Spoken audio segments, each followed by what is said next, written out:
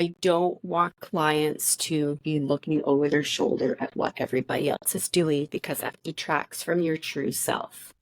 Yeah. And you end up making decisions that go against your values or truly who Mm-hmm. you are and where you're supposed to be.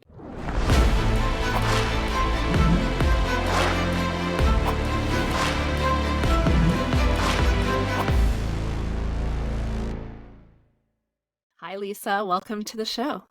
Hi, Teri. Thanks for having me. Yeah, I've been Good looking forward to morning. this. I'm excited. Yeah, me too. Me too. Yeah. I just said to you, I really like when somebody else is driving the bus. Yeah. Then you don't And it have to just, think. no, I don't. This is actually kind of nice to be chill. Thanks Yeah. for having me here. Yeah. Well, you're welcome.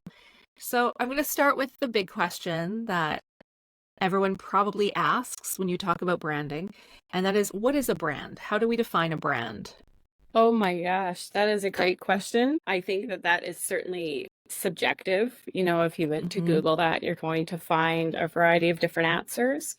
But to me specifically, a brand is the inside and outside of your business. It is not just a logo, like that word just, no. Um, it is your full experience that people are getting with your company. So it's the Mm, personality. It's really, really starts with the people. So the health and wellness and how that business is running behind the scenes, making sure that that's tickety boo will really reflect on the outside. It really starts there for me. The pretty stuff, the visuals all come later. But if that mhm. brand is not healthy on the inside and rolling along, I really find that the rest is sometimes not the best investment until the rest Yeah. is healthy, for sure. So we really focus on that, the people, for I sure. think a lot of people, and I know I've thought this in the past, that a brand is the logo and it's the colors and it's the Sure. fonts.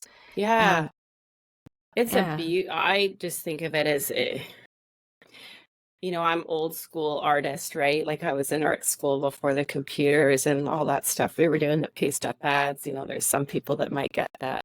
Um, but to me, I think there's some beauty in that, design and branding and marketing, all the buzzwords I think have really started to take a turn over the years into rushing things and wanting to get to that end product. But we're really just about sitting and having some dialogue and marinating in this process and really getting to understand the full experience of a brand.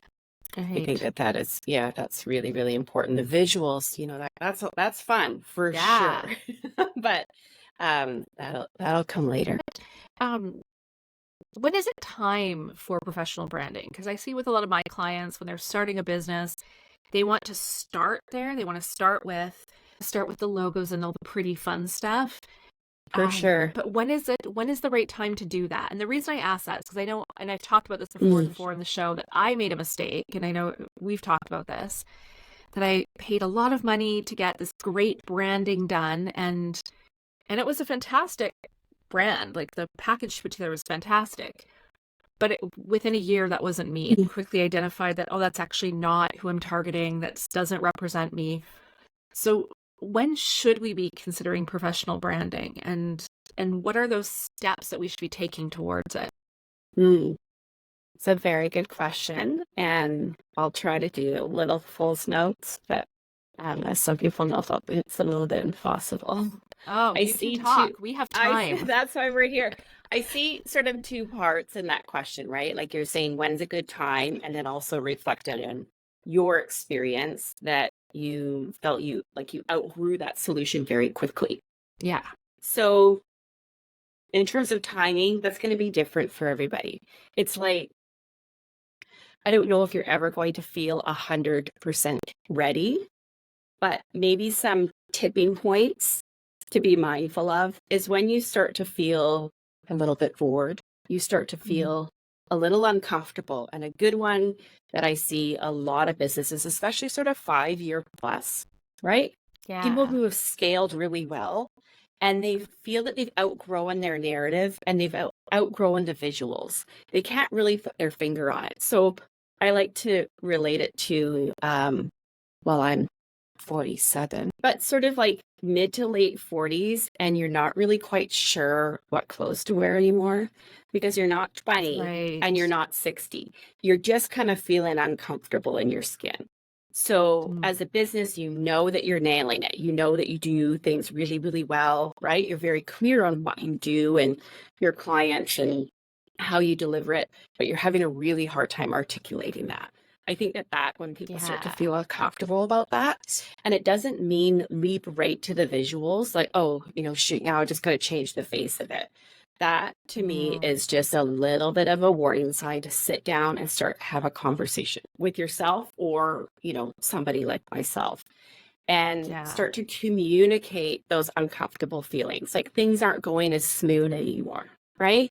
Mm-hmm. Um, Perhaps, depending on the size of your organization, perhaps there starts to be a little bit of a disconnect between the people within the organization, right? Right. So we might start to feel employee engagement is wavering. People are communicating the values or the vision about the company differently, right? There's different stories happening. So we're starting to see some disconnects behind the scenes and the way those messages are being conveyed out to our customers and to our audience. So I just say, Yeah. push the pause button and go, ooh, right? Like, it's like what we do with personal growth. You start to Yeah. feel crazy about things or you realize that you're reacting kind of in a funny way. You're like, well, that doesn't feel like me. Same thing with your business, right? Pause to Mm. have a little check-in and learn about where that's coming from. And more often than not, it can just be because you've grown and good for you, right? Yeah. But when you grow and you're scaling and profits and all that, finance department's looking good, right? But that's definitely a time to sit back and connect and ask some good Mm. questions and relook at what that narrative is. Once you feel more Yeah. comfortable with that and start to go, yeah, and that's actually sounds like us, that sounds like me. And you can write a narrative and a lovely story, start to develop a new, fresh, revised strategy. And then you get the visuals. It doesn't mean burn it all to the ground of what you've done. It's just Right. really time to look at like what still works for us, Mm-hmm. you know? What are our wins and what still sounds really true and authentic and that's what it's been over time. But you know what I mean, right? Yeah. And then start to go, no, actually that's not working for us anymore and Mm-hmm. evolve and elevate in these areas. So Yeah. to go back to the question of when's the right time, it's when you start to see inconsistencies in communication and things start to feel disconnected behind the scenes. And when you start to feel that you've Right. outgrown your outfits a little bit, Yeah. it's time for a little bit of a new wardrobe, a new look, right? Yeah. Yeah. And then Yeah. with, and I think when you talk about your experience before, when we went over that in detail over lunch that day and you were Yeah. excited about it. Well, it's so easy to get excited about visuals, right? Yes. Like, I'm like, oh, I like that. Oh, actually, Yeah. that looks really great, right? And it's like a little high, Mm-hmm. right? So, it's like buying something online or, maybe it's like a new book and chapters or something like a smell on that, like, oh, it looks beautiful. It looks beautiful on Yeah. my shelf. And then you're like, oh, well, but it looked good in the store because it was with a whole bunch of other things that went really well with it. And when you bring it Right. home and it's sitting there by itself, it's just like a little logo by itself, and you haven't really thought about how that's going to work in that whole Yeah. experience, it loses its excitement, right? So I think in your particular case, and this is just, sort of surface level observation, Yeah. and through our experience, it's okay, somebody's ready for a change visually. We Mm-hmm. really talk about it, like almost to a point where somebody might feel that we over talked about it a little bit, right? Right. Picked it all apart and help you realize what you want. Like Yeah. you'd said later on, like, oh, well, I don't know if that's really me. I don't know if I really wanted that. It just wasn't explored thoroughly enough in the beginning, really. Yeah. Yeah. Yeah. Yeah. And I think it was what I was asking for at the beginning, but I didn't know what I You really didn't wanted. know. Right. So she Yeah. gave me what I was asking for, and it looked fantastic. The Great. messaging was great. But then I was very quickly like, oh, wait, no, I don't Yeah. like working with corporate clients. This isn't who I'm Yeah. targeting. This isn't how I want to present myself. And And I've seen, like, I've gone through, and I know a lot of the people in the audience have probably experienced this too. So I've gone through evolutions with it where I'm like, oh, this is it. And then very quickly I'm like, oh, whoa, whoa, no, that's not it either. Mm-hmm. And then I start like throwing everything, like just like random things together and Mm-hmm. getting lost in it. So Yeah, that's, and then and it that just sounds like perpetuates frustration and disconnect and all the definitely. questions. Yeah. Yeah. And I'm And glad you mentioned like when people get bored, that's a sign, because that's where I get to. I'm like, I'm bored with looking at this. So who else would want to look at it? yeah, Yeah. and we're gonna do that. There's, and especially as creatives, and I mean that in a very like broad sense, right? It's Mm-hmm. not just artists, right? But people Right. that are constantly sort of, thinking and evolving and reflecting and questioning, right? So creative approaches, you're going to face that, I guess, risk of boredom, right? Yeah. And I think a nice way to do that is to acknowledge and anticipate that's going to happen. So, like, I'm going to be my worst client because I'm not going to be able to make a decision for the life of me because I like a million things. Mm-hmm. But what I'm going to do is to look at all those potential options, right? So if you're somebody that, Yeah. loves color and you love these, different points of inspiration, there's going to be a common thread there that you're trying to achieve, and identify that, Yeah. design for that, and give it room to breathe and evolve a little bit, right? But it still is going to have core fundamentals and elements, components of a brand that will stay consistent with you for a very long time. Just like changing the throw Right. pillows in your living room, right? So the Right. structure might stay the same. Maybe you change the flow a little bit, right? And like, hey, look, I'm living in sea Canada, right? Um, but, putting an plant over there in the corner and switching the books around, and, put them color coded there, right? In the background, switch Yeah. that up. But the core fundamentals and the structure and the purpose and the story and the values are all very similar, right? You just put on some Right. new frames, Yeah. Right. right? But you gotta nail that core for sure. Yeah. That's the tough part. That's what makes people uncomfortable. Mm-hmm. And that's the beauty in it, right? I Yeah. think that that's what we've evolved to over the years, is to really know how to poke the bear. Like, somebody's like, oh yeah, no, I know what I want, and yeah, I've been doing this for years. I'm like, well, let's just hang out a little longer. That's Yeah. I like Yeah, that. there's a little something else in there that we want to take that. Yeah. Sometimes there's tears of a little bit of design therapy, but I love it. it's all good stuff in the end. Yeah. And what Mhm. about, like, can you speak a little bit to the difference between, or is there a difference between like a big established brand, like a larger company, a big brand versus say a personal brand? And like, is the approach to them different, or is it pretty much the same?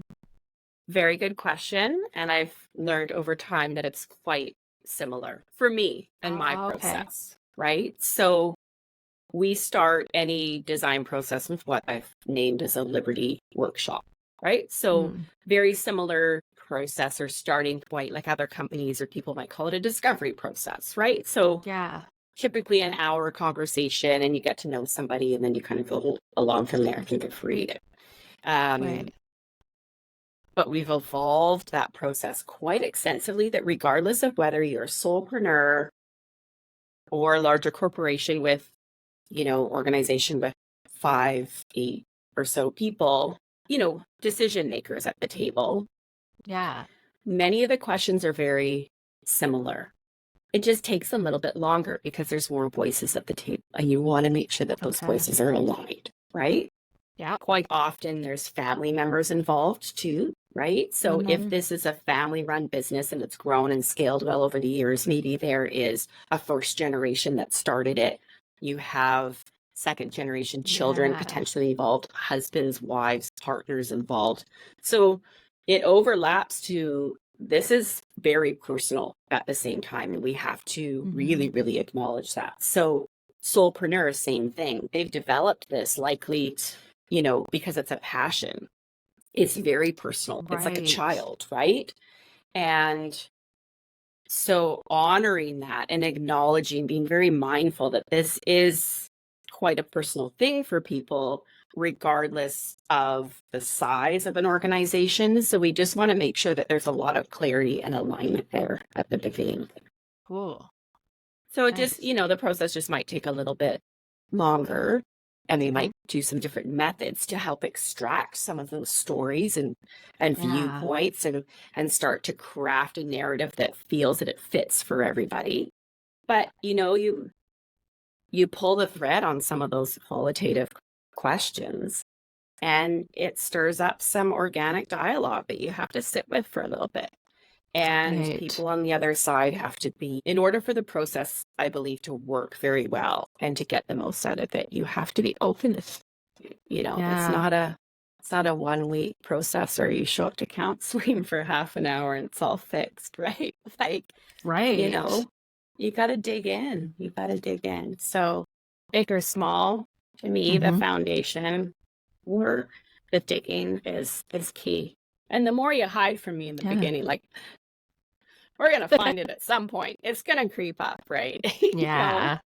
It's going to creep up. But I think our process has been quite thorough that Mm-hmm. we end up developing a pretty smooth, creative, and strategic process from that lasts quite a long time. People are Great. flexible to find. Yeah. That answer your question? Yeah, of course. And can you give us a little bit of an insight into what that process looks like, and how long does it take, sort of on average, to really get a brand solidified? So everybody's is different, right? Every artist, Yeah. every agency is going to have a slightly different approach. It always depends a little bit on the outcome as well. Mhm. So we break our process into generally 3 stages. We always start Cool. with what I called before earlier is the Liberty Workshop. So that process is the heavy lifting.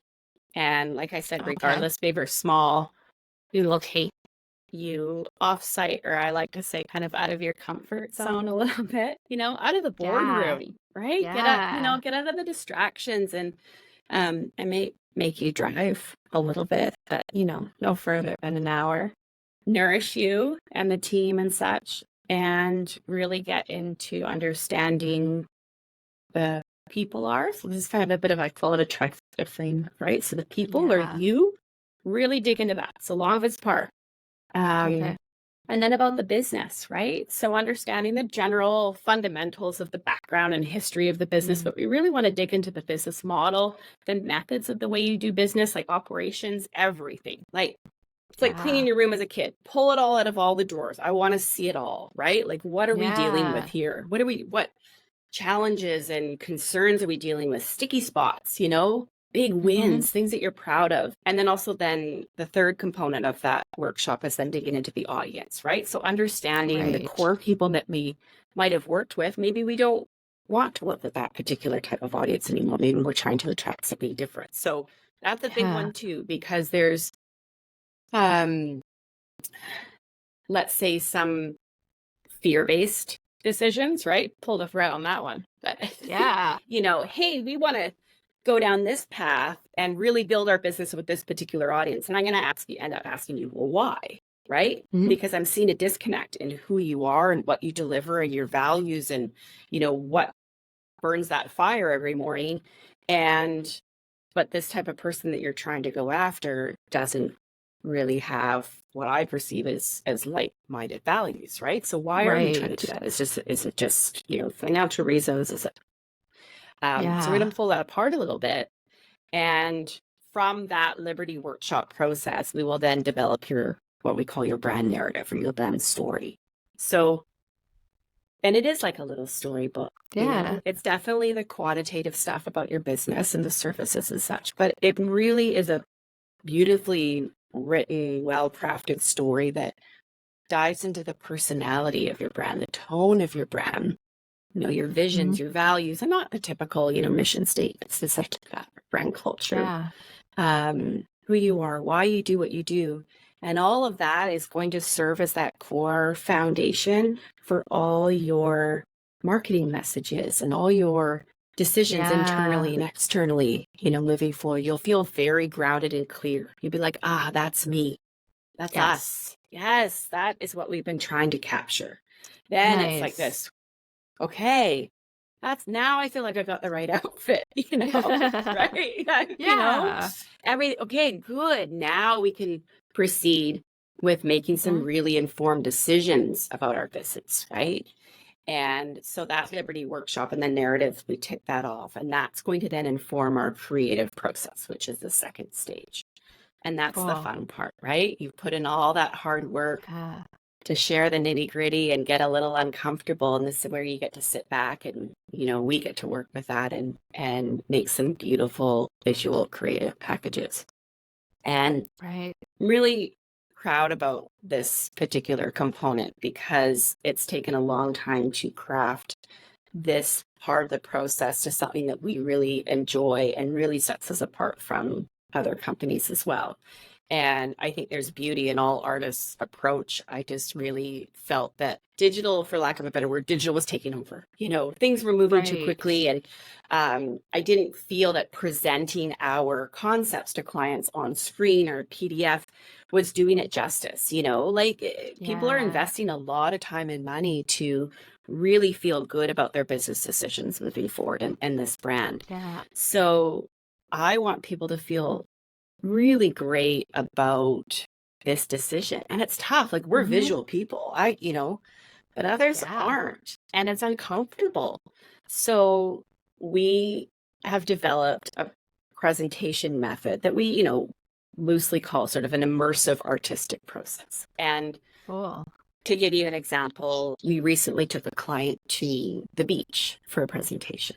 We've had a couple there, which has been really nice. And Yeah. he's an outdoorsy kind of guy and general contractor. And the three concepts we presented in mock-up type fashion. So put labels on beer bottles. We all showed up with, we do three different concepts. We all showed up with t-shirts and plaid jackets, hats that all had the branding concepts on them. So when we showed up, we're kind of like Amazing. it, right? And so we like, what is this? And we had, food with all the labels on it. Framed pictures Wow. of the concepts of what this could look like on vehicle wraps, websites, all those things. So you can stand back and take it all in and Mhm. go, this is what it could look like. This is what it could feel like. So you coming into this with this really beautiful narrative where you know your story and now you're just trying to match some visuals to go with. Wow. And the best part is because we've done all that hard work, that legwork of knowing the nitty gritty writing. The Mhm. visuals are also fun, and they have a hard time deciding. Oh, I And I'm not saying bet. that just to be all, but it's just a really proud moment. So we spend quite a bit of time and look at this one. Yeah, I like a couple parts, Mom. Really like a couple parts over here. And this typography makes me feel a little, and then come back and present a couple edits, and then we're off to the races. Wow. So, and I think also is it just makes them feel very proud and taken care Mhm. of and a reflection of, wow, look at, as a business owner, look at what I've done. Look at where I've come, you know, Yeah. and as a 20-year business anniversary and scaled really well through all sorts of challenges, to go, wow, I've arrived and I'm celebrating by like, my brand's going to look hot shit, right? Like it's, Shit. you Yeah. know, the same and very aligned with the type of services and the level of quality and services. Like we're playing the game, right? Yeah. And I want them to feel that level of fire and pride. And so that, the Liberty Workshop and then the immersive artistic experience. And then the third component is we come together into a brand biography. And that Right. is essentially applying this new brand to deliverables. That's where people want to start. They want to start on the marketing and they want to start on the web and Yeah. vehicle graphics and all like that. Just trust the process that'll come. So that we Yeah. apply that brand and help them bring it to life in the real world. So yeah. That's incredible. And that's a quick one, is about a 90-day process, but that's what I should say Yeah. about it. It's for sure. Yeah. And that sounds like a good length of time to really go through that whole process, right? Like it's not something, Mhm. or at least it sounded to me like it's not something you want to rush through. It's No, and that's the yeah. thing. I think I've learned over time, and we talk about sort of fear-based decisions Mhm. when you're taking on clients and such too. And my journey informs my process and question, conversations with clients Right. too, because I used to take on clients and be like, yeah, yeah, like, oh, I'm excited. I just want to get this done. I want to, and I'm like, yeah, okay, let's do this. And, it's like a good paycheck. Yeah. And I won't do that anymore because the creative process to me and artistic process needs to be really respected. And there's some beauty in that. And it's a very fine line of overthinking and taking too long on something and stalling out, especially as a creative too. You can feel bored and you lose that high. Yeah. Right. So, but we, keep that running at a fairly steady momentum. It's going to have its peaks and valleys a little bit, but it needs its time to breathe. Needs its time to breathe. Yeah. So for you then, I'm interested in your creative process through this because you're just mentioning that you lose that creative high or that there's a fine line there. So how do you stay engaged in the process, and what's your process like in working through it? That's a very good question. And there isn't one straight answer, and it's certainly not a Monday to Friday 9 to 5. And I've really learned to learn that about myself, acknowledge that, and stay grounded in that. That's a point of difference to be celebrated in my process, I think. And I'm a very emotional individual. I get very invested in my clients and their stories. And I used to think that was to a fault because it's quite exhausting, or I thought it could be too much for people. But I've really learned that that's a strong point of difference. And that's how I'm able to connect and extract and articulate these stories for people visually and in writing. So I take it slow. Just the same thing that I encourage my clients to do. And just when I've taken it slow, I realize I have to take it slower sometimes. And that could mean giving more padding and more space in a day, giving more padding and more space and breathing room to thought processes. Really understanding my workflow and making sure I've planned accordingly for that. So for example, if I have a Liberty workshop for a client, I'll make sure that day before that I'm quite rested. I have an easy, perhaps admin day, right? I'll prep and I know, it's pretty intuitive what to pack and get ready for them. But I know that I don't schedule anything else in that day. I start that day, that workshop with them at 11, and we just go until you go. And I communicate with my clients too, that if I feel that at the 3-hour mark, that's enough information, time to cut it off and regroup another time, I will do that. I'm very dishonest about that because I want to make sure that I can give all my energy to that. And then the day after is usually quite a low day, and not in a depression way, but I like it quiet. I like to just sit and reflect on it, if think about things, folding laundry or doing things around the house. And I leave great big paper out on my table and I'll walk by and I'll just kind of just have to process and get the ideas going a little bit. So staying connected with other creatives and really good people in my life just keeps that momentum going for me. And then also really equally taking some quiet time for myself.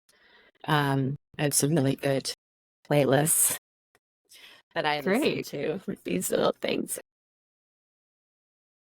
And painting, I started to pick up the paintbrush again, which is really nice. So that's awesome. That's important to me, to get away from this and connect with this. Yeah. How did you get into branding? Oh my gosh, Lady, it's in my veins. Art is, being an artist is. My grandma was a beautiful painter, runs through her heritage. My dad, a beautiful artist. We're learning now that my mom is actually quite talented, so we joke that maybe our talents came from her. A beautiful artist. And so it was just something I was just always connected to and connected with. I always took the art electives of school, and then I was the token friend that didn't go to BCIT or Douglas College or something after high school. I went to Lancaster College and get a creative diploma there to explore different avenues, interior design, visual presentation. but I was quite drawn to graphic design. My dad's employment history and profession is all kind of in that realm. So Okay. maybe being exposed to that, created some intrigue. And so I went through my full education through that and took my master's degree in England and just sort of niche over time. Right. Yeah. So to explore that professionally and then through my education and find a corner in the industry that I was really, that's repetitive experiences, lots of trial and error and error and error and error and failures. Love a good old hardcore failure. that certainly informs your decision of what path you're going to go. And I'm just trying new things. So getting into this particular branding, it's such a big word, such a subjective word, but my particular corner of it, I love people's stories. I love you have a conversation with a business owner and you started something and when you ask them what that is and their body language changes a little bit and they nestle in and they talk to you about a story with a client that they've helped and you just see something different about them, something really special. And I just enjoy helping them bring that to life. Like truly, it sounds a little cliche, but I just, that needs to be brought out there in a visual and literary way. It's a connection with people that just totally, it's my jam. It sounds like it. Yeah. Yeah. Now you mentioned failures. What are some of the things that you've had to overcome or some of the lessons that you've learned in your business that have guided you to where you are today? Should, by the way, is a solid swear word. We kept a long running list. Failures or mistakes that have been formed. I mean, right up to recently. My gosh, my daughter asked me this question quite often. She's like, tell me about some mistakes you made. Great. Can we maybe not, it's a little profound. Yeah. I think maybe it's not there's failures because of, a bit of a cause and effect, because of lack of clarity with my own self or lack of self-worth, or struggle with self-worth for sure. Just where your place is, where you going to land and what are you doing? And I don't, I've peeled back the layers on that one quite a bit over time. And you get to a point where, do you continue working through that or you just let it go and that's who you are, right? So, I think different client projects and different companies you work at give you those experiences or opportunities to reflect and figure out who you are and what you want to do. Yeah. And I wasn't able to figure that out right away. It's through various employment opportunities. I lived in China for a year, I lived in England for a year. All sorts of things through this nearly 30 years of the profession, where I've tried different experiences. And when they haven't worked, I think the biggest thing is you feel that you've let somebody down, or you haven't delivered on something. And it's to no fault of anybody. I don't think. I think it's important to acknowledge and accept and take accountability for those moments and you learn from it and move on for sure. Yeah. But I think those failures are definitely a result of trying to figure things out and just not being in the right spot quite yet. So I think, I use all of that to inform my processes with clients.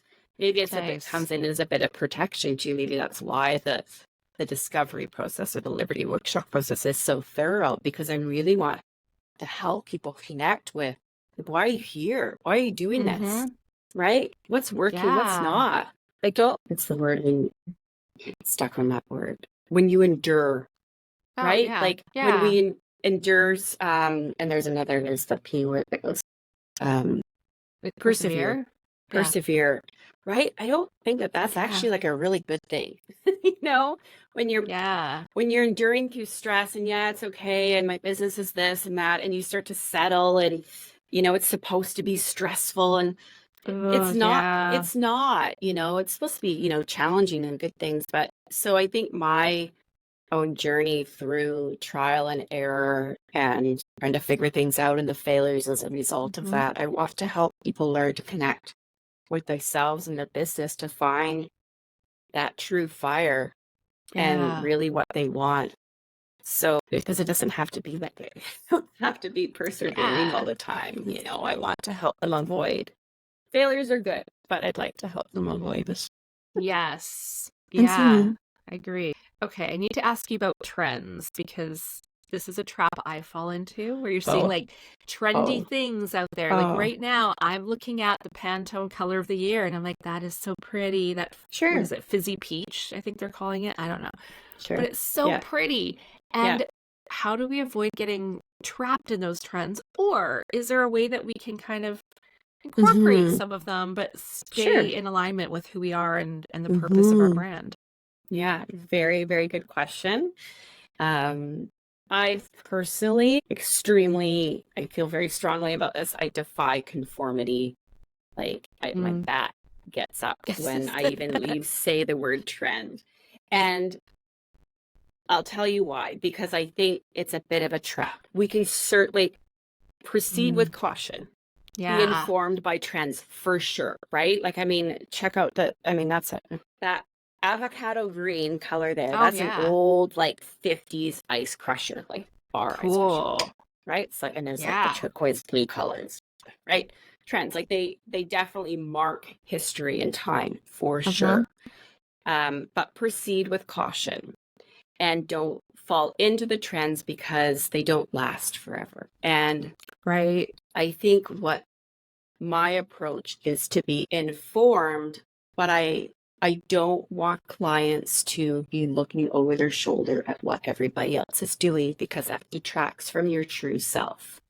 Yeah. And you end up making decisions that go against your values or truly who Hmm. you are and where you're supposed to be. So that's why I mean Right. these conversations about it. Why are you attracted to it? Do you want to do it Yeah. because everybody else is doing it? Do you want to do it because it just resonates with you and you can't explain why? That's very different, right? Yes. Um, don't get me into conversations about Teslas and things like that, right? Yeah, I developing a brand and in that realm conversation of trends, I prefer to lead down to building things that are timeless in a Mm. sense, or they have Yeah. many elements that are timeless, like an Audrey Hepburn little black dress, right? Like Yes. you're never ever going to go wrong with that. Again, Yeah. perhaps subjective and opinion, but you see what I mean. Hmm. Trends are important. They use them to allow you to develop a dialogue and a conversation, not just jump on the bus with everybody else. Yeah. I like to be like, well, why? Where did this come Yeah. from? How Right. can we use it, right? And Hmm. yeah, how can we be intentional? Yeah. Yeah. I think, yeah, such a good point. And yeah, I'm just, as you're talking, I'm thinking back to it was several years ago where like every female boss lady coach was using rose gold on everything. Mm, And you can't stand out if you look like yeah. everyone else. Like Well, you're no. just gonna blend in. Yeah. Yeah. Yeah. Yeah. I And I know. got sick of looking at rose gold everything. I didn't do it, but I like it was everywhere. Instagram was all rose gold, everything. oh yeah. Yeah. And Yeah. I'll do that later on. I'll be the one that probably, 3 or 4 or so years after something's come out, then I'll be like, okay. It's like after Yeah. the movie's released on a Friday night, Right. of this month, Yeah. I'll go in September. Right. Just want to see what happens and see how long this is going to last. Let's see what's happening here, Yes. right? Like, what's all Yeah. the hype about? I'm going to sit back at the dinner table and just sort of watch what's going on over here first before I Hmm. leap onto latch my claws onto a trend, right? Smart. It's skeptical. Yeah, that's good. It's a good Yeah, thing. Yeah. that's true. I have some rapid fire questions for you if Oh, you're shoot. up for Right. it. All right, ready? Mm, Favorite book? I don't read a lot. Wonky Okay. Donkey with my kid. What? Wonky donkey. Fun. Favorite food? Sushi. Nice. Biggest pet Easy. peeve? People that say babes supporting babes, but they don't support babes. Yeah. Good one. That's a really good one. Thanks, Who Jen. inspires you? Ooh, my grandma. Nice. A lot of people, but I'm gonna say grandma. Nice. I like that. Not alive. Yeah. She's in the box behind me. She's here. Hi, Grandma. Sorry, people. Do you mind? That's all good. What are 3 things you would take with you to a deserted island? Well, right, you pre-warned me with this. Yeah. And This is a family show, though. no, not necessarily. Oh, Lord. Might be. Okay, so we'll keep it a little bit PG. I'd take some paints. I would take a really, really good gin. Nice. So not a good gin. Maybe tequila. Same. Can I take a friend? Yeah, sure. Yeah. I would take a friend. Nice. Yeah. They know who they are. Cool. Good. Who's a celebrity that you'd like to have dinner with, dead or alive? Audrey Hepburn. Oh, great choice. I love her. Yeah. I don't know. Can't explain it. It just was came, maybe we need to move. Yeah. What's your go-to karaoke song? Fucking hate karaoke. What? No. Literally makes me sweat. No. Hard pass. Wow. Yeah. That Teslas and karaoke can all. You're not into it. Not for you. No, I love how much joy it brings people. And my very dearest kindergarten friend, I could just watch for all to live one day. Nice. Do not ask me to go. Fair enough. Maybe I'll feel this. What's your go-to karaoke? My go-to karaoke is oh my gosh, why can't I think of the name? Bonnie Tyler. What is it? Total Eclipse of the Heart. Oh, that's my song. For some See, reason, I would do that in my car. I would do that in my car. There are some things where I'm like, that's my range. Yes. But karaoke?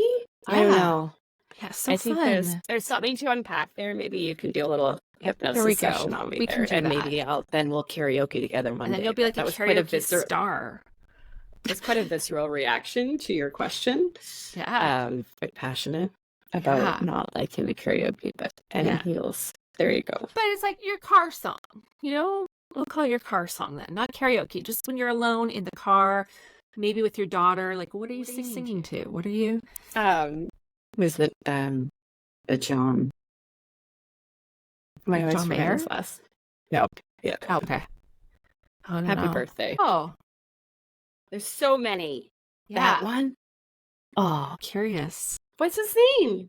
I have no idea. I have no clue. I think I'm legit experiencing as anybody else chime in with the perimenopausal brain fog. Oh. Can you do a whole separate thing on this? Yeah. John Legend. Oh, John Legend, of course. Yeah. I like a lot of things. I'll listen to Marilyn Manson all the way to Bach, Cello Suite #1. Nice. Very specific. But John Legend, happy birthday. Get into it. I'm gonna have to check it out. I can't even think of it. Yeah. Yeah. I'll send you the little ditty after this. Yeah. And then I added this question in just for you because I'm curious. What's your favorite color? Oh, green. Green? Like any green or a specific green? Very good question. Actually, it's so funny. I have a poster under I'll send you a picture of this poster. It's a vintage color palette. I don't have a specific Pantone green color that I love. I would lean towards a seafoam green, because our family cabin is painted as 50s seafoam green for sure. Or this avocado green. I like that green. I love the full spectrum of greens. I think it just, the plants behind you, I think there's just such incredible beauty and possibilities in it. And that's also your chakras. That's true. That's right. Yeah. The big ones. Yeah. Yeah. Good old green. Can't go wrong. Yeah. So if people want to find out more about you and how to work with you, what's the best place to find you and connect with you? Well, I love just good old human connection and contact, right? So give me a Yeah. ring for sure. You can pop that in the notes. I have no Cool. problem with that. Okay. My website is lovely.studio, no .com or anything like that. Cool. Just W. Instagram Yeah. is Lovely Studio Branding. I'll have all of those in the show notes. Thank you. And any final words or thoughts from you before we close up? I think I talked a lot, Teri. It's good. Those were really thought-provoking questions. I think when I say things out loud, it makes me realize just connect with myself and how much I love. Just love Yeah. it. You really, Yeah. really dig it. It shows. And thank you. I love what comes out of our connections with people. So I'm grateful that you gave me this opportunity to chit chat Yeah. and share with you. Excellent. Well, thank you so much for coming on today and Yeah, sharing with us. Yeah, I appreciate it. And we'll do a hypnosis session on my Yeah. Yeah. On your that'll be a karaoke. yeah. Then the next podcast, I'll belt out it to you for everyone. Sounds good. I'll hold you to it. Shoot. Okay. Thanks, Teri. Thank you.